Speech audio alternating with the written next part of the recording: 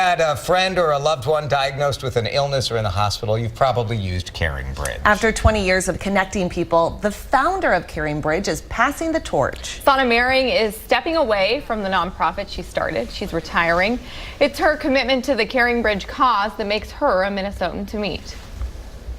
It's a website that has a wingspan that has crossed hundreds of countries worldwide. In 1997, Friends of CaringBridge founder Sona Mehring gave birth to a baby girl, and that same night, the first CaringBridge website was born. Good friends of mine had a very premature baby, and they asked me to let people know what was going on. And as I made 2 phone calls, I thought there's got to be a better way. And that night, the night their baby Bridget was born, the first CaringBridge site was born, and instantly helped everyone know what was going on. But the wow was this connection that we all had through that website.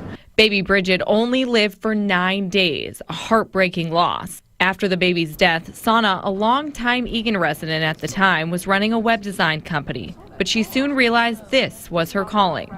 I thought, this is so important when you're going through this health journey. My mom was a nurse, so throughout my whole childhood I was exposed to kind of that healthcare system. And I knew how important it was to have the friends and family there. Sona spent her spare time keeping the website up and running, and donations began to trickle in. I had unsolicited donations sent to me, and that was kind of the eureka moment of this can and should be a nonprofit. Now 90% of their funding comes from donations. In 2002, CaringBridge became a 501c3 nonprofit organization.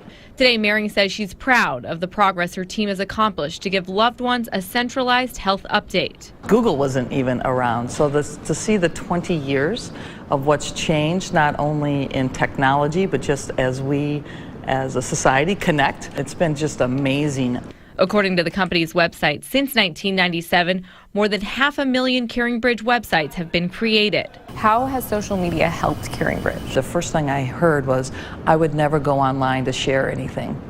Well, think about that 20 years later. We share a lot of information online. In fact, we seek it out to share information online. That is like night and day. Every 6 minutes, a new CaringBridge site is created, and Mehring calls it an integral tool to keeping family and friends in the loop. It's almost vital that CaringBridge continues to have this positive, single-use system that people can come together and have a positive, uplifting experience.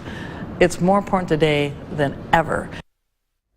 1 in 9 people in the U.S. has used CaringBridge. Mehring told me she loves traveling the country and hearing people's CaringBridge stories at the airport, coffee shops. Pretty much everywhere she goes, someone is always telling her, oh yes, I've used the website, I can't believe you started it. And she officially leaves her post this summer. She may be retiring, but she plans to still do consulting on the side. Well, she has a lot of stories to share. I mean, obviously the leadership standpoint of taking this thing that was just her idea, but then she has been on the front edge of technology. Yes. I mean, you think about Facebook and CaringBridge in a way is similar, but yet secure for a hospital. And what's great about the website is it's not like when you're using it, ads are popping up all over the place because it's a nonprofit. It's very stay away from that. Yes, yeah. for people who are grieving. So the website is celebrating 20 years with stories from over the years. And if you have a story about how CaringBridge has helped you or your family or had an impact on your life, please let them know.